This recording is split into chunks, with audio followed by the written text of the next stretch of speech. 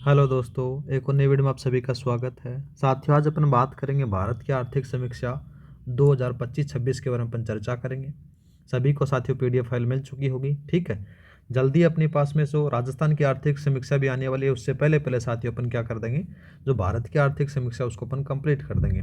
खास करके मेरे भाई जो आरपीएससी के अंदर से जो एग्जाम होने वाली हैं, जैसे पीएसआई हुआ, आरएस हुआ, फर्स्ट ग्रेड सेकंड ग्रेड, इसमें से सवाल आपसे पूछा जा सकता है मेरे भाई, ठीक है। और ख़ास करके मेरे भाई पीएसआई वालों के लिए मैंने ये श्रृंखला स्टार्ट किया, जिससे उनका जो इकोनॉमिक सर्वे है इंडिया वाला वो जल्दी से हो जाए। बाद में आपको जोर नहीं आएगा मेरे भाई, जो राजस्थान वाला इकोनॉमिक सर्वे पढ़ोगे तो आप एकदम बढ़िया तरीके से आपकी तैयारी हो जाएगी। सारा का सारा साथियों अपन आर्थिक समीक्षा एकदम अपन टॉप एमसीक्यूज में देखने वाले हैं। ये टॉप एमसीक्यूज आपको साथियों हर अध्याय का एकदम बढ़िया तरीके से कंप्लीट रिवीजन करवा देंगे मेरे भाई, ठीक है। तो स्टार्ट करते हैं मेरे भाई। आज का पहला सवाल आपके पास में क्या दे रखा है। जैसा सवाल आरपीएससी पूछती है वैसे ही ट्रेंड में इन सवालों को बनाया गया है मेरे भाई, जिससे आपकी तैयारी और बढ़िया हो सके मेरे भाई, ठीक। तो साथियों, हम आपके लिए इतनी मेहनत कर रहे हैं तो आपका भी फर्ज बनता है मेरे भाई कि चैनल को सब्सक्राइब करना है, वीडियो को लाइक करना है और अपने दोस्तों के साथ में शेयर करना है। उम्मीद करता हूं कि साथियों आपने वीडियो को लाइक कर दिया होगा, चैनल को सब्सक्राइब कर दिया होगा मेरे भाई। मैं इतनी मेहनत कर रहा हूं आपके लिए, इतना एक्टिव हूं, तो आपका भी फर्ज बनता ना मेरे भाई, तो इतना सा छोटा सा काम कर दिया करो जिससे आपको क्लासेस कंटिन्यू मिलती रहे मेरे भाई। स्टार्ट करते हैं अपन आज का जो अध्याय 1 है, जिसमें से अपन देखेंगे अर्थव्यवस्था की स्थिति और विकास सीमा का विस्तार किस प्रकार से है, उसके बारे में अपन चर्चा करेंगे मेरे भाई। इस अध्याय के अंदर से साथियों आपको एक सवाल 100% मिलेगा, ठीक है। देखते हैं मेरे भाई आपको क्या सवाल दे रखा है। पहला सवाल आपके पास में मैंने यूट्यूब के ऊपर भी शेयर किया था, टेलीग्राम पर भी शेयर किया था। इस ट्रेंड में आपसे सवाल पूछे जाएंगे। आरपीएससी हाल ही के अंदर से आपको देख रही होगी मेरे भाई कि किस प्रकार से सवाल बनाकर दे रही है आपको, वैसा का वैसा आपको यहाँ पर से देखने को मिल जाएगा। सवाल दे रखा है कि वित्त वर्ष 2026 के लिए भारतीय अर्थव्यवस्था के विकास के संबंध में निम्नलिखित कथनों पर आपको विचार करना है। अच्छा सवाल दे रखा है मेरे भाई, जैसा आपको आरपीएससी पूछती है वैसा ही सवाल दिया गया है। तो स्टार्ट देखो मेरे भाई, सबसे पहले बात करें वित्त वर्ष 2026 के लिए वास्तविक सकल घरेलू उत्पाद की वृद्धि दर है वो 7.4% अनुमानित है मेरे भाई। याद रखना एकदम सही बात है, ठीक है। दूसरा बात करें, इस वृद्धि का मुख्य कारण मेरे भाई भारी मांग है, न कि घरेलू मांग बता रखा है। यह बात साथियों गलत बात कही गई है। क्यों कही गई? क्योंकि साथियों वृद्धि है वो घरेलू मांग से प्रेरित है, थोड़ा सा याद रखना, भारी मांग से नहीं है, तो ये बात गलत आती है। दूसरा बात करें मेरे भाई, दूसरा आपको देखने को मिलेगा, मेन रूप से बात की जाए, दूसरा आपको दे रखा कि आपूर्ति पक्ष में विनिर्माण गतिविधि कमजोर हुई है जबकि कृषि ने स्थिरता प्रदान की है। यह बात साथियों गलत आती है। क्यों क्यों गलत आती है? तो याद रखना मेरे भाई कि विनिर्माण गतिविधि है वो कमजोर नहीं हुई मेरे भाई, मजबूत हुई है। यह बात भी यहाँ पर से गलत आती है। तो आपका ओनली कथन 1 है वो सही रहेगा, ऑप्शन नंबर 1, ठीक है मेरे भाई। नेक्स्ट बात करते हैं। नेक्स्ट सवाल दे रखा है मेरे भाई कि आर्थिक शासन की अवधारणा के संदर्भ में निम्नलिखित कथनों पर आपको विचार करना है। तो यहां पर से बात करें, देखो मेरे भाई, आर्थिक शासन का अर्थ केवल राजकोषीय और मौद्रिक उपकरणों का उपयोग करके आर्थिक विकास के लक्ष्यों को प्राप्त करना है। यह बात साथियों गलत आती है। गलत क्यों आती है मेरे भाई? मुख्य रूप से बात करें तो आपको आर्थिक नीति के अंदर से आपको चीजें देखने को मिलेगी, ठीक है। आर्थिक शासन के अंदर से आपको देखने को नहीं मिलेगी, ठीक है। ये थोड़ा सा याद रखना, बात यहां पर से गलत आती है।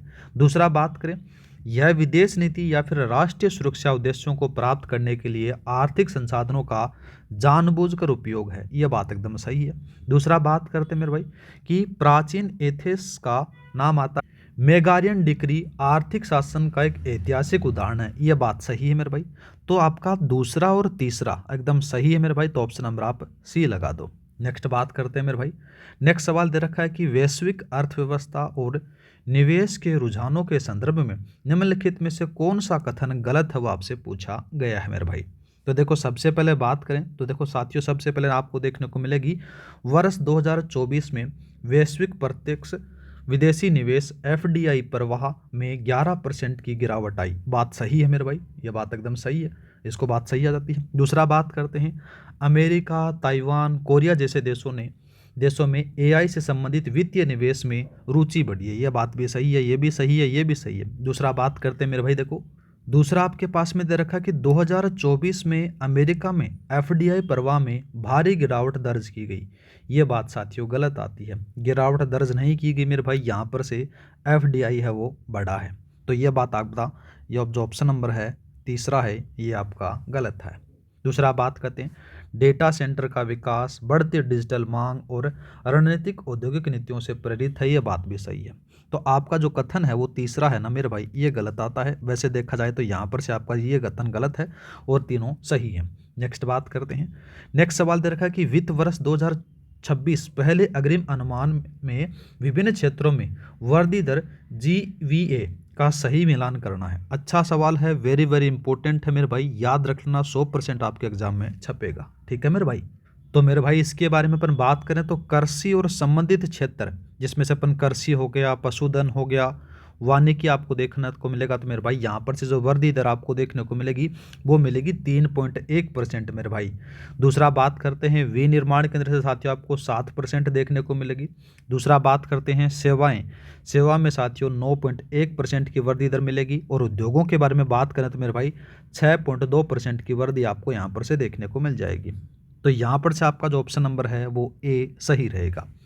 ठीक है, नेक्स्ट बात करते हैं। नेक्स्ट सवाल दे रखा है कि विनिर्माण क्षेत्र की हिस्सेदारी के संदर्भ में GDP अपस्फीति कारक के प्रभाव के बारे में निम्नलिखित में से कौन सा कथन सही है, वो आपसे पूछा गया है। तो पहला बात करते हैं कि विनिर्माण की GVA हिस्सेदारी में संकुचन मुख्य रूप से उत्पादन की वास्तविक गिरावट के कारण है। यह बात साथियों गलत आती है, गिरावट के कारण आपको यहाँ पर से देखने को नहीं मिलेगा। दूसरा बात करते हैं विनिर्माण की हिस्सेदारी कमी सापेक्ष मूल्य प्रभावों और उच्च मध्यवर्ती खपत लागत से उपजी है। यह बात मेरे भाई यहाँ पर से एकदम सही है। ठीक है, ऑप्शन नंबर आपका बी है वो सही रहेगा। दूसरा बात करते हैं तो वास्तविक संदर्भ में विनिर्माण की हिस्सेदारी पिछले दशक में तेजी से बढ़ी है। ये बात अगर बात करें तो मेरे भाई बात गलत आती है, तेजी से नहीं बढ़ी मेरे भाई, स्थिर रही है। याद रखना, वास्तविक संदर्भ में जो हिस्सेदारी है वो 17 से लेकर 18% पर साथियों स्थिर आपको देखने को मिलेगी, तेजी से नहीं बढ़ी है। दूसरा बात करते हैं, दूसरा आपको देखने को मिलेगा कि सेवाओं की तुलना में विनिर्माण क्षेत्र के पास उच्च मूल्य निर्धारण शक्ति है, वो आपको यहाँ पर से बात कही गई है। तो ये बात भी गलत आती है, क्योंकि साथियों जो सेवा क्षेत्र में आपको अधिक मूल्य निर्धारण शक्ति आपको देखने को मिल जाती है, न कि विनिर्माण के पास में। ठीक है मेरे भाई, तो आपका ऑप्शन नंबर है वो बी सही रहेगा। नेक्स्ट बात करते हैं। नेक्स्ट सवाल दे रखा कि भारतीय अर्थव्यवस्था में निजी अंतिम उपभोग व्यय के बारे में निम्नलिखित कथनों पर आपको विचार करना है। अच्छा सवाल दे रखा है मेरे भाई। तो सबसे पहले अपन बात करें, देखो साथियों कौन सा कथन सही है। वित्त वर्ष 2026 में GDP में PFCF की हिस्सेदारी बढ़कर 61.5% हो गई है, बात सही है। दूसरा बात करते हैं, यह हिस्सा वित्त वर्ष 2012 के बाद सबसे अधिक है, यह बात भी सही है। दूसरा बात करते हैं, खपत में मजबूती का मुख्य कारण उच्च मुद्रास्फीति और ग्रामीण मांग में गिरावट आपको देखने को मिलेगी, यह बात भी सही है। तीनों की तीनों जो कथन है वो सही है, ऑप्शन नंबर आपका डी रहेगा। ठीक है, नेक्स्ट बात करते हैं। नेक्स्ट सवाल दे रखा है, निवेश चक्कर और सफल स्थायी पूंजी निर्माण के संदर्भ में निम्नलिखित कथनों पर आपको विचार करना है मेरे भाई। तो पहला कथन बात करते हैं, तो वित्त वर्ष 2026 में पहली बार 6 मई में GFCF में 7.6% की वृद्धि हुई है, बात सही है। दूसरा बात करें, GDP में GFCF का हिस्सा महामारी पूर्व औसत 28.6% से नीचे गिर गया। तो मेरे भाई ये बात भी गलत आती है। क्यों गलत आती है? तो साथियों इसका GDP का जो हिस्सा है वो आपको याद रखना है कितना, 30.5% आपको याद रखना है, 30.5% का हिस्सा है, थोड़ा सा याद रखना। और महामारी से पूर्व बात करें तो मेरे भाई जो औसत था इसका वो 28.6% था, तो यहाँ पर से नीचे नहीं गिरा है। वर्तमान में बात करें तो आपको 30.5% देखने को मिल जाता है। ठीक है, नेक्स्ट बात करते हैं, निवेश में वृद्धि नियंत्रण सार्वजनिक पूंजीगत व्यय और निजी निवेश के पुनरुद्धार से प्रेरित है, ये बात भी सही है। आपका पहला और तीसरा सही है मेरे भाई, ऑप्शन नंबर आप सी लगा दो। ठीक है, नेक्स्ट बात करते हैं मेरे भाई। नेक्स्ट सवाल दे रखा है, वित्त वर्ष 2026 में भारत में मुद्रास्फीति की गतिशीलता के संबंध में निम्नलिखित कथनों में से कौन सा सत्य वो आपसे पूछा गया है मेरे भाई। पहला बात करते हैं, तो हेडलाइन CPI मुद्रास्फीति मुख्य रूप से खाद्य कीमतों में तेज वृद्धि के कारण बढ़ी है, यह बात साथियों गलत आती है। हेडलाइन मुख्य मुद्रास्फीति है वो 1.8% तक घटी है साथियों, बढ़ी नहीं है। ठीक है, याद रखना मेरे भाई, यहाँ पर से आपको देखने को मिलेगा 1.8% तक है, वो घटी है, बढ़ी नहीं है। दूसरा बात करते हैं, कोर मुद्रास्फीति ने दृढ़ता प्रदर्शित की है, जो काफ़ी हद तक कीमती धातुओं में मूल्य वृद्धि से प्रभावित है। ये बात एकदम सही है मेरे भाई, ऑप्शन नंबर आप बी लगा दो। दूसरा बात करते हैं मेरे भाई, सब्जियों और दालों की कीमतों में भारी गिरावट का मुद्रास्फीति पर कोई प्रभाव नहीं पड़ता है। यह बात साथियों गलत आती है।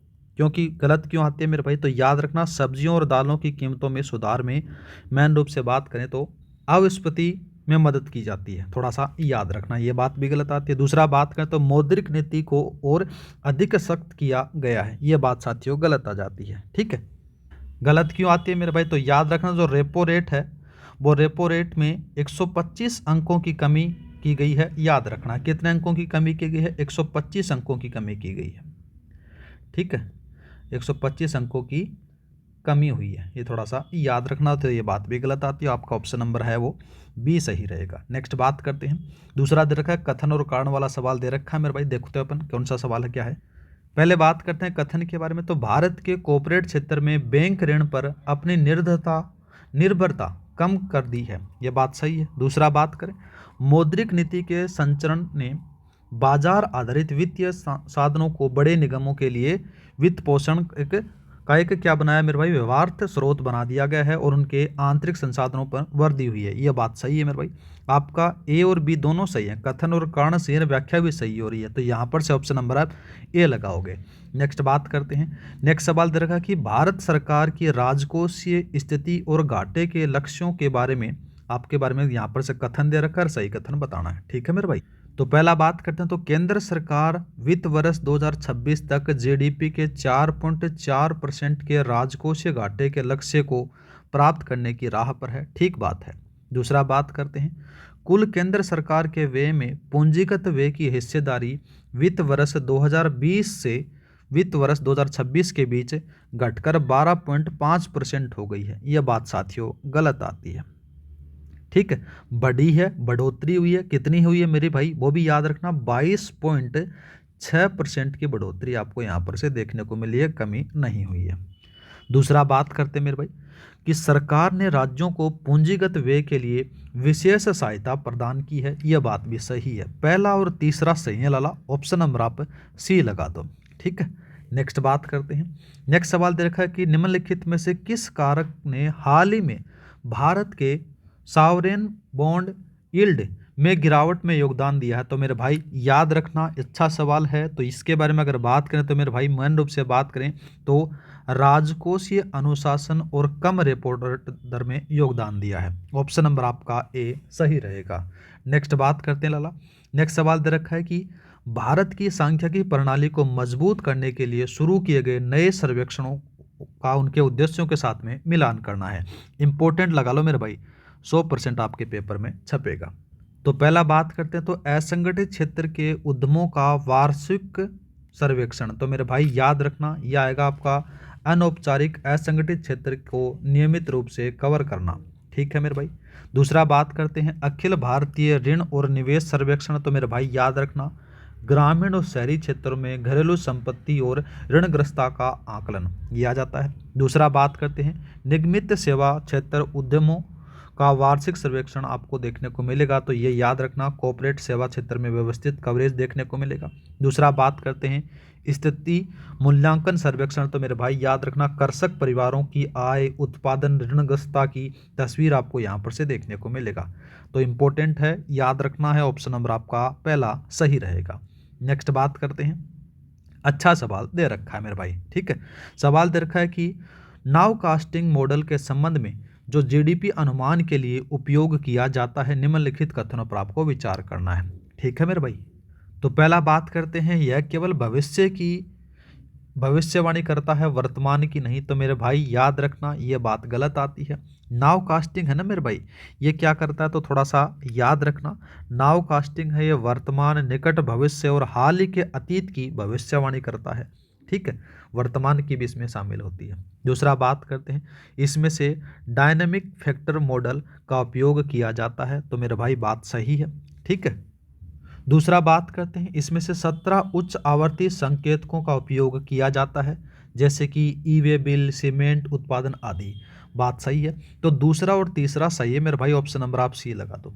ठीक है, मजा आ रहा ना मेरे भाई, ऐसे ही अपन जो भारत की आर्थिक समीक्षा के चैप्टर हैं वो सारों का अपन कवर कर लेंगे और बाद में जब अपनी राजस्थान की आर्थिक समीक्षा आएगी उसका भी अपन काम खत्म कर देंगे। ठीक है, नेक्स्ट बात करते हैं। नेक्स्ट सवाल दे रखा है मेरे भाई कि भारत के भुगतान संतुलन और बाहरी क्षेत्र के संदर्भ में आपको सही बताना है। ठीक है मेरे भाई, पहला बात करते हैं कि वित्त वर्ष 2026 में पहली 6 माही में चालू खाता घाटा CADP GDP का है वो 8.8% रहा। ठीक है, दूसरा बात करते हैं वित्त वर्ष 2026 की पहली 6 माही में भुगतान संतुलन अधिवेश में था, ये बात भी सही है। दूसरा बात करते हैं तो अधिकांश वर्षों में प्रेक्षेपण ने सकल FDI प्रवाह को पार कर लिया, ये बात भी सही है। तीनों कथन सही है मेरे भाई, ऑप्शन नंबर आप डी लगा दो। नेक्स्ट बात करते हैं। नेक्स्ट सवाल दे रखा है मेरे भाई कि शुद्ध FDI और सकल FDI के बीच के अंतर के बारे में निम्नलिखित में से कौन सा कथन सही है वो आपसे पूछा गया है मेरे भाई। पहला बात करते हो, देखो शुद्ध FDI में भारत द्वारा विदेशों में किया गया निवेश है वो घटाया जाता है, ये बात सही है मेरे भाई, ऑप्शन नंबर आपका ए सही रहेगा। ठीक है, नेक्स्ट बात करते हैं। नेक्स्ट सवाल रखा कि श्रम बाजार और सामाजिक क्षेत्र के संदर्भ में विश्व बैंक द्वारा संशोधित गरीबी रेखा क्या है वो आपसे पूछा गया है मेरे भाई। अच्छा सवाल दे रखा है तो मेरे भाई याद रखना, इसके अंदर से बात करें तो मेन रूप से आ जाता है यहाँ पर से विश्व बैंक के द्वारा, विश्व बैंक ने अंतर्राष्ट्रीय गरीबी रेखा को साथियों $2.15 से संशोधित कर साथियों $3.3 प्रतिदिन कर दिया गया है, थोड़ा सा याद रखना है। ठीक है, ऑप्शन नंबर आपका सी है वो सही रहेगा। नेक्स्ट बात करते हैं मेरे भाई, दूसरा कौन सा दे रखा, दूसरा दे रखा कि श्रम सुधारों के तहत 29 केंद्रीय कानूनों को कितनी श्रम संहिताओं में समेकित किया गया है, तो मेरे भाई याद रखना यहाँ पर से 4 को किया गया है, ऑप्शन नंबर आपका बी है वो सही रहेगा। ठीक है, नेक्स्ट बात करते हैं। नेक्स्ट सवाल दे रखा है कि कृषि क्षेत्र के प्रदर्शन के बारे में आपसे पूछा गया है। पहला बात करते हैं तो वित्त वर्ष 2026 में कृषि और संबंधित सेवाओं की वृद्धि दर है वो 3.1% अनुमानित है, लाला सही है, पहला कथन सही है। दूसरा बात करते हैं तो फसल क्षेत्र में नियंत्रण स्थिर और उच्च वृद्धि प्रदर्शित की है, ये बात साथियों गलत आती है। क्यों गलत आती है मेरे भाई, इसके बारे में अगर बात की जाए तो जो फसल क्षेत्र है वो फसल क्षेत्र में साथियों वृद्धि दर है वो वर्ष है वो परिवर्तनशीलता देखी गई है, थोड़ा सा याद रख लेना। दूसरा बात करते हैं पशुपालन और मत्स्य पालन जैसी संबंध गतिविधियां 5 से 6% अपेक्षाकृत स्थिर दर से बढ़ी हैं, ये बात सही है मेरे भाई। तो पहला और तीसरा सही है, पहला और तीसरा सही है, तो ऑप्शन नंबर आप भी लगा दो मेरे भाई। नेक्स्ट बात करते हैं। नेक्स्ट सवाल दे रखा कि भारत की मध्यम अवधि की विकास क्षमता के पुनर्मूल्यांकन के लिए किस उत्पादन फसल का उपयोग किया गया है वो आपसे पूछा गया है। फसल नहीं फलन, सॉरी, इसका पूछा गया, तो इसके बारे में अगर बात करें तो वो आएगा मेरे भाई कोप डगलस उत्पादन फलन का प्रयोग किया गया है, थोड़ा सा याद रख लेना, ऑप्शन नंबर आपका बी सही रहेगा। नेक्स्ट बात करते हैं कुल कारक उत्पादकता में वृद्धि के लिए निम्नलिखित में से कौन सा कारक जिम्मेदार माने गए हैं वो आपसे पूछा गया है मेरे भाई। तो सबसे पहले अगर बात करें देखो साथियों कौन कौन से कारक हैं, तो सबसे पहला जाता है यहाँ पर से डिजिटल सार्वजनिक बुनियादी ढांचे को अपनाना, बात सही है। दूसरा बात करते हैं मेरे भाई, यहाँ पर से आपको देखने को मिलेगा GSTN के माध्यम से कर अनुपालना में सुधार देखने को मिलेगा, ये बात भी सही है। दूसरा बात करते हैं श्रम भागीदारी में कमी, ये बात साथियों गलत आ जाती है। ठीक है, और दूसरा बात करें तो नाम आ जाता है मेरे भाई दिवाला समाधान और लॉजिस्टिक में सुधार, ये बात सही है मेरे भाई। तो आपका पहला, दूसरा और चौथा सही है मेरे भाई, ऑप्शन नंबर आप बी लगा दो। ठीक है, नेक्स्ट बात करते हैं। नेक्स्ट सवाल दे रखा है, अच्छा सवाल दे रखा है मेरे भाई, सवाल दे रखा है कि मेगारियन डिक्री जिसका उल्लेख आर्थिक समीक्षा में किया गया है किस प्राचीन युद्ध के फैसले से ठीक पहले लगाया गया था, तो मेरे भाई याद रखना वो आपको देखने को मिलेगा पेलोपोनियन युद्ध के अंदर से लगाया गया था, ऑप्शन नंबर आपका बी है वो सही रहेगा मेरे भाई। ठीक है, अच्छा सवाल है। नेक्स्ट बात करते हैं। नेक्स्ट सवाल दे रखा है कि निम्नलिखित में से कौन सा उच्च आवर्ती संकेतक ग्रामीण मांग का प्रतिनिधित्व करता है वो आपसे पूछा गया है मेरे भाई। तो पहला बात करें ट्रैक्टर की बिक्री, ठीक है मेरे भाई। दोपहिया वाहनों की बिक्री, ये बात भी सही है। घरेलू हवाई यात्रा यातायात। तो मेरे भाई ये तो शहरी क्षेत्र में आता है। किस में आता है मेरे भाई? ये आता है मेरे भाई शहरी मांग के अंदर से आता है, ग्रामीण में नहीं आता, तो ये बात गलत आती है। दूसरा बात करते हैं FMCG की मात्रात्मक बिक्री, ये बात भी सही है। पहला, दूसरा और चौथा सही है मेरे भाई, पहला दूसरा चौथा है, तो आपका ऑप्शन नंबर ए रहेगा लाला। ठीक है, नेक्स्ट बात करते हैं। नेक्स्ट दे रखा है आपके पास में से वैश्विक आर्थिक अनिश्चितता मापने वाला सूचकांक 2025 में कैसा रहा, वो आपसे पूछा गया है। तो मेरे भाई इसके अंदर से आपको बढ़ोतरी देखने को मिलेगी, तो ऐतिहासिक रुझानों की तुलना में बढ़ा है, ऑप्शन नंबर आपका बी लगा दो। नेक्स्ट बात करते हैं। नेक्स्ट सवाल दे रखा है कि निम्नलिखित में से किस क्षेत्र में ने वित्तीय वर्ष 2026 में पहली 6 माही में नकारात्मक वृद्धि दर्ज की गई है? तो पहले बात करें भाई निर्माण के बारे में, तो साथियों निर्माण में तो आपको वृद्धि देखने को मिली है, 7.4% की क्या मिली है, वृद्धि देखने को मिली है। दूसरा बात करते हैं मेरे भाई खनन और उत्पादन में, मेरे भाई यहाँ पर से आपको देखने को क्या मिला है, यहाँ पर से आपको नकारात्मक वृद्धि देखने को मिली है, ऑप्शन नंबर आपका बी है वो सही रहेगा। और बात करें बिजली और गैस के बारे में, तो मेरे भाई यहाँ पर से आपको 2.4% है ना वो वृद्धि देखने को मिली है। लोक प्रशासन में बात करें तो मेरे भाई यहाँ पर भी आपको 14.3% की क्या मिली मेरे भाई, वृद्धि देखने को मिली है, ये थोड़ा सा याद रखना। नेक्स्ट बात करते हैं। नेक्स्ट सवाल दे रखा कि वित्त वर्ष 2027 के लिए आर्थिक समीक्षा का घरेलू उत्पादन वृद्धि का अनुमानित दायरा क्या है, वो आपसे पूछा गया है मेरे भाई। अच्छा सवाल दे रखा है, इंपॉर्टेंट है, याद रखना लाला। तो यहाँ पर से बात करें तो ये आपको देखने को मिलेगा 6.8% से 7% तक का दायरा अनुमानित किया गया है, ऑप्शन नंबर आपका सी है वो सही रहेगा मेरे भाई। तो ये थे मेरे भाई जो आपकी आर्थिक समीक्षा है उसका अध्याय 1 के टॉप MCQs। मिलते हैं नेक्स्ट वीडियो में, आज के लिए इतना ही। इस क्लास की जो PDF फाइल आपको टेलीग्राम पर मिल जाएगी, टेलीग्राम का लिंक डिस्क्रिप्शन में दे रखा है, वहाँ पर जाकर आप डाउनलोड कर लेना। हर क्लास की PDF अपन डाउनलोड करने जाती है वहाँ पर से। और दूसरी बात मेरे भाई जैसे ही आपकी भारतीय आर्थिक समीक्षा कंप्लीट हो जाएगी और अपनी राजस्थान की आर्थिक समीक्षा आ जाएगी, उसको भी अपन खींच देंगे। मिलते हैं नेक्स्ट वीडियो में। जय हिंद, जय भारत।